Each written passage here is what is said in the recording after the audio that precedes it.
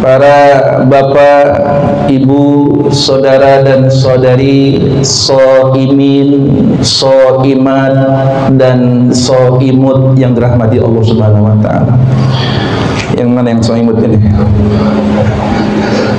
Mudah-mudahan semua yang hadir pada kesempatan ini adalah hamba-hamba yang kelak di penghujung Ramadan mendapatkan gelar predikat hamba yang bertakwa kepada Allah Subhanahu wa taala. Semoga Ramadan ini menjadi kepompong yang merubah ulat menjadi kupu-kupu.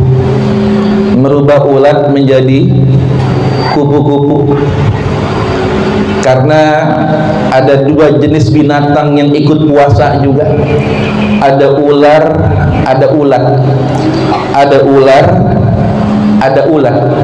Ular puasa dalam rangka meregenerasi kulitnya, ganti kulit bahasa orang kita mah. Cuman pertanyaan saya, setelah ular puasa ganti kulit, kira-kira makanannya berubah nggak? Makannya ular berubah nggak? Kagak. Jalannya ular berubah kagak? Kagak. Nggak ada yang berubah. Ular puasa ganti kulit ya, tapi nggak ada yang berubah.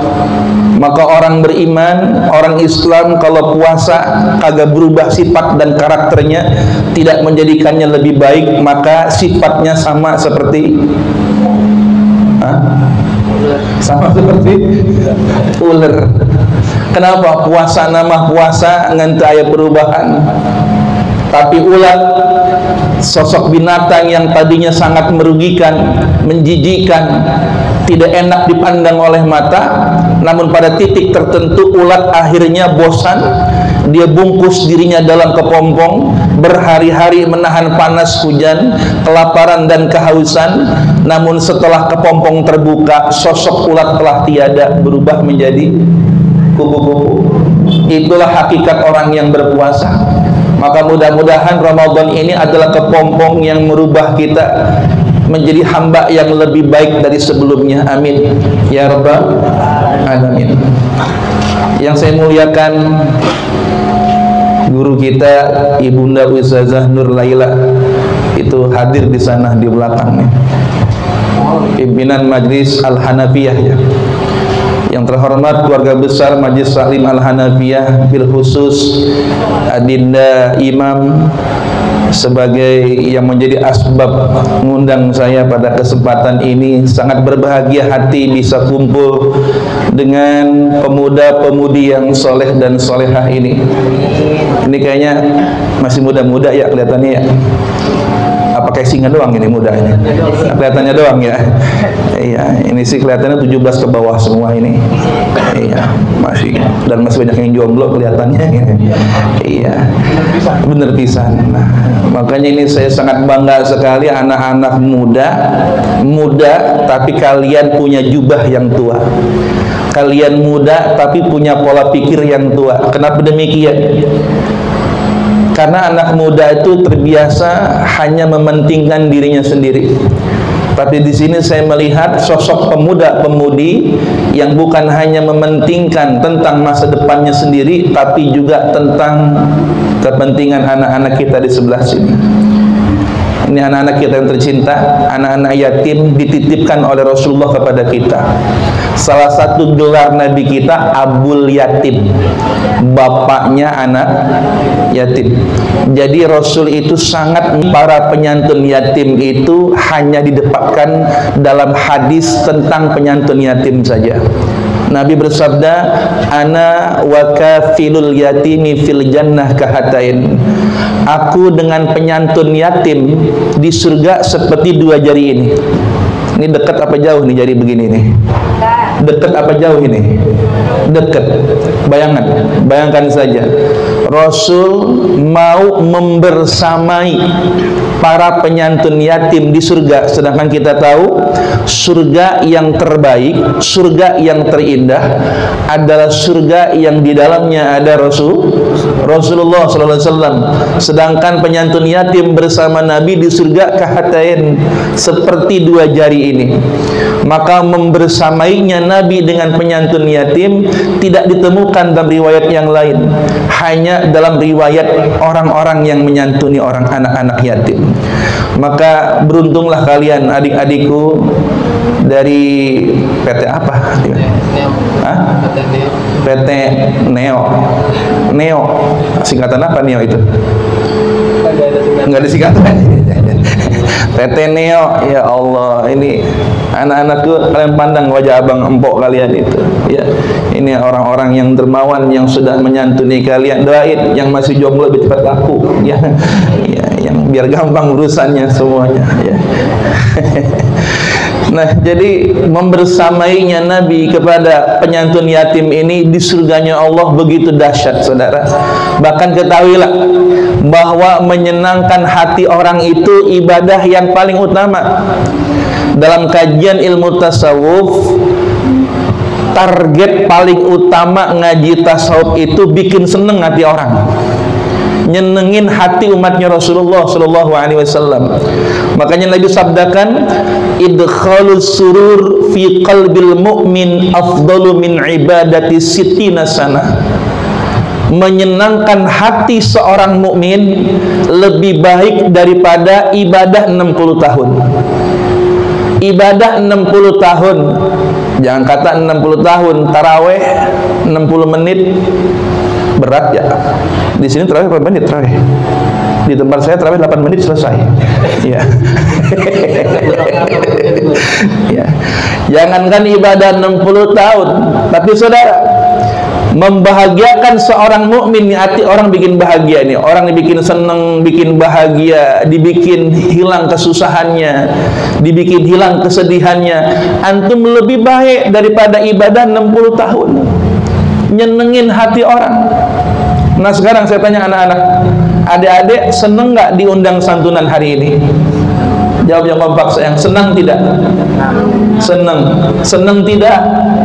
Tidak seneng? Seneng ya? Lihat, antum lihat nih.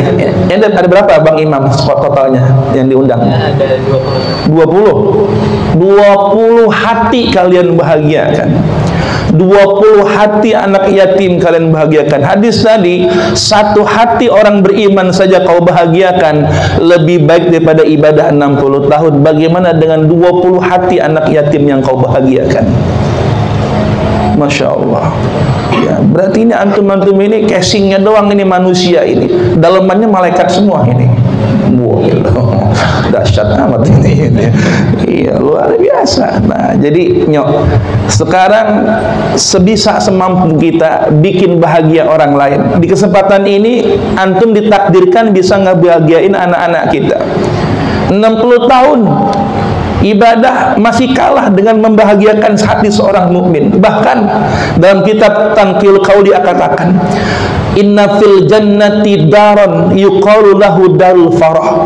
Di surga ada satu fasilitas, ada satu negeri disebut darul farah, namanya negeri kebahagiaan. Jadi surga itu udah indah tuh. Di dalam surga yang indah itu ada tempat yang lebih indah lagi, disebut Darul Farah. Bahasa kitanya negeri kebahagiaan. Ini sahabat nanya, liman ya Rasulullah, buat siapa itu Darul Farah ya Rasulullah? Buat siapa? Apa jawab Nabi? Liman yufarrihus sibyan. Negeri kebahagiaan ini buat orang yang suka nyenengin anak-anak kecil. Para ahli tafsir hadis mengatakan anak kecil di sini yang dimaksud adalah anaknya sendiri atau anak orang lain, apalagi anak yatim. Nabi itu kalau nggak punya apa-apa, nggak punya makanan, manisan wala apa, beliau mengutin bacin. Antum tahu bacin? Batu cincin. Ini yang kayak saya pakai nih, bacin Palestina nih. Oh, ini promosi. Ya, bacin Palestina. Nabi itu kalau nggak punya apa-apa, beliau pungut tuh batu-batu warna-warni, yang merah, yang kuning, yang hijau. Beliau pungut. Anak-anak dipanggil, dikasih batu-batu warna-warni. Saking apa? Saking Nabi pengen nyenengin anak-anak, nggak punya makanan, dikasih batu warna-warni. Itu Nabi itu. Kenapa? Karena memang orang yang membuat senang anak kecil, dia akan mendapatkan fasilitas nanti di surganya Allah Subhanahu wa taala yang disebut dengan negeri kebahagiaan. Begitu saudara. Apalagi kalau yang antum sayang ini anak kecil yatim begini nih. Mungkin ada keluh kesah di antara kita selama ini punya penyakit dalam hati, kok hati suka resah, gundah gulana, ngaji susah masuk, dinasihatin nggak berbekas. Mungkin ada pernah punya pengalaman kayak begitu. Nabi pernah prediksi penyakit ini. Kata beliau, man wajada fi qalbihi qasawa falyansuris sadaqah. Siapa yang merasa di hatinya ada keras. Maksud keras itu begini saudara, saudari. Kalau hati kita keras, ciri-cirinya begini. Dinasehatin susah masuk. Amal kebaikan susah dilaksanakan. Tarawih bawaannya males, apalagi tahajud. Ya, apalagi kalau bukanya habis makan 2 piring tuh. Ya, susah banget amal tarawih. Amal kebaikan sulit, dinasehatin susah. Itu ciri tanda hati kita keras. Siapa orang yang merasa hatinya keras, susah menerima kebenaran, susah dinasehati, susah menerima ilmu, falyansuris sedekah. Maka kata Nabi, perbanyaklah sedekah. Maka salah satu tips untuk melembutkan hati adalah peduli kepada sesama, bersedekahlah. Karena orang yang sedekah akan Allah lembutkan hatinya. Bagaimana tidak lembut? Kalau sama orang lain saja dia peduli, bagaimana pada dirinya? Nah, inilah hebatnya sedekah. Saudara, dalam kitab Arba'in Mawaid Al-Usturiyah disebutin nilai sedekah ini ajib. Prosesnya panjang nih.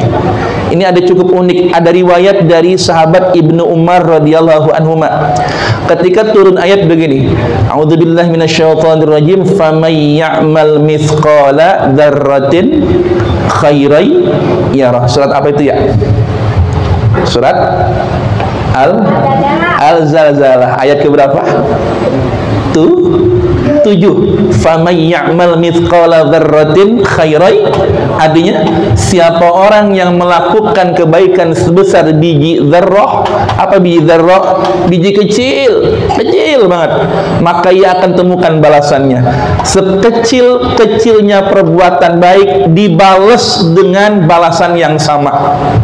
Jadi gini maksudnya, kalau kita melakukan kebaikan 1, dia balasnya 1. Kalau 2, dibalasnya 2. Apa kata Nabi? Ya Rabbi, hadza qalilun fi haqqi ummati, zid ala ummati. Ya Rabb, balasan ini sedikit sekali. Kalau 1 dibalas 1, 2 dibalas 2, kebangetan dikit ya Allah. Zid ala ummati, tambahin lagi ya Allah. Lihat, Nabi kita minta balasannya ditambah. Kenapa? Karena kalau 1 dibalas 1 nggak dapat banyak kalau gitu. Betul nggak? Nah, maka turun ayat, innalladzina yu'tauna ujurahum marratain bima sabaru. Turun lagi ayat itu. Sesungguhnya orang-orang yang mendapatkan balasan 2 kali lipat bima sabaru, dikarenakan kesabaran mereka dalam melaksanakan perintah Allah. Yang tadinya 1 dibayar 1, jadi 1 dibayar 2. Apa kata Nabi? 1 dibalas 2 cukupkah? Nabi kita sayang sama kita. Emang Nabi tahu nih tampang-tampang umat akhir zaman nih, pengennya kerjanya dikit bayarnya banyak, kan gitu ya.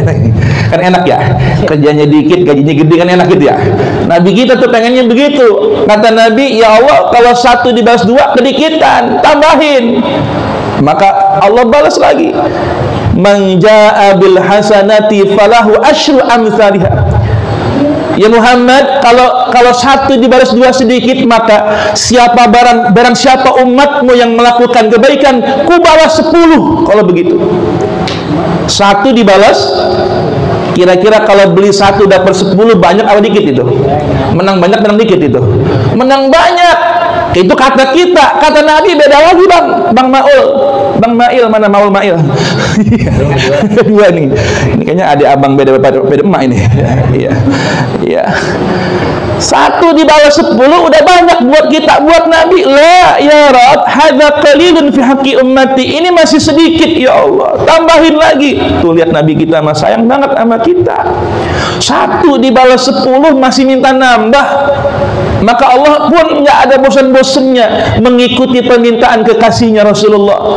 Maka Allah pun berfirman, "Matsalul ladzina yunfiquna amwalahum fi sabilillah kamasali habbatin ambatat sab'a sanabil fi kulli sumbulatin mi'atu habbah wallahu yudha'ifu liman yasha wallahu wasi'un 'alim." Al-Baqarah 2 ayat 245. Allah berfirman, orang-orang yang menafkahkan hartanya, sedekah, kayak antum nih sedekah yatim di jalan Allah, seperti perumpamaan orang yang menanam 1 benih biji. Nanam 1 biji, tumbuh bijinya kata Allah menumbuhkan 7 batang. Setiap batangnya tumbuh 100 biji. Dari 1 biji tumbuh 7 batang, per batangnya tumbuh 100. Dari 1 jadi berapa tuh?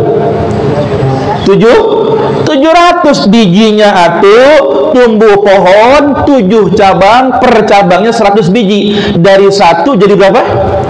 700 saudara. 1 dibalas 700. Banyak nggak ini kira-kira? Banyak kan nih?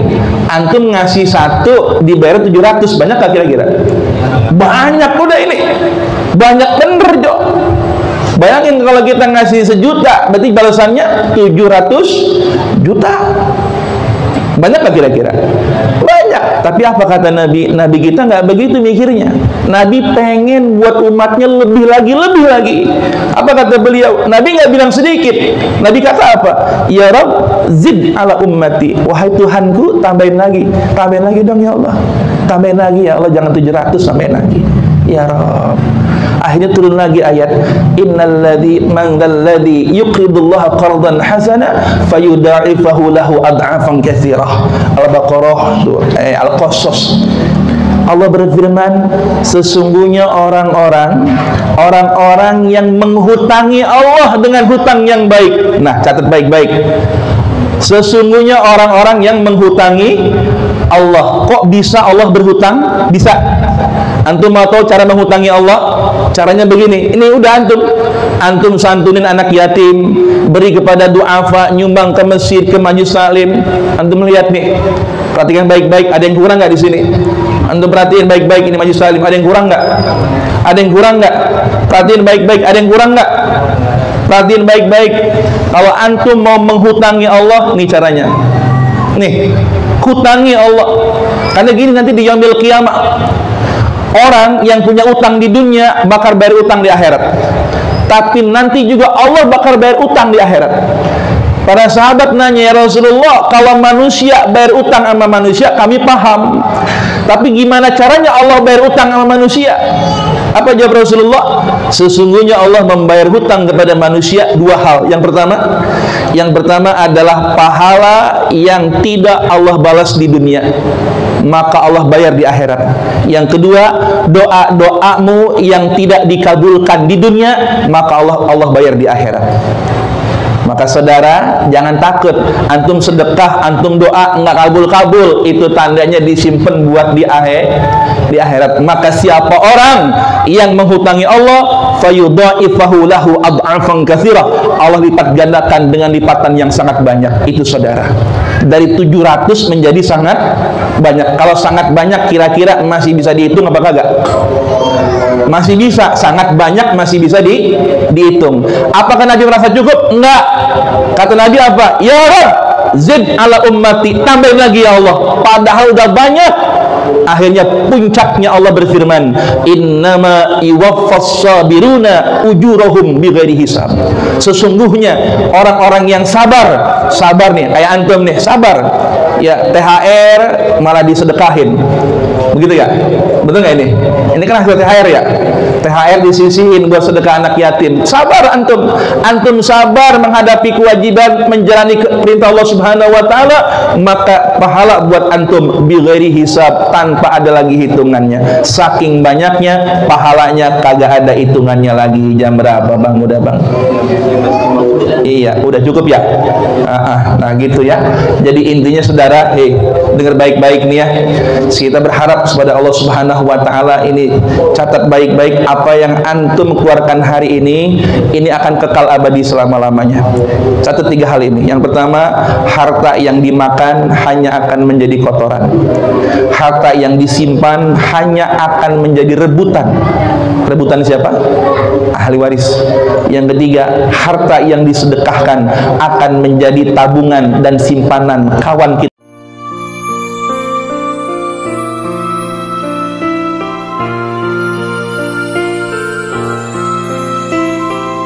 Hamdalah TV.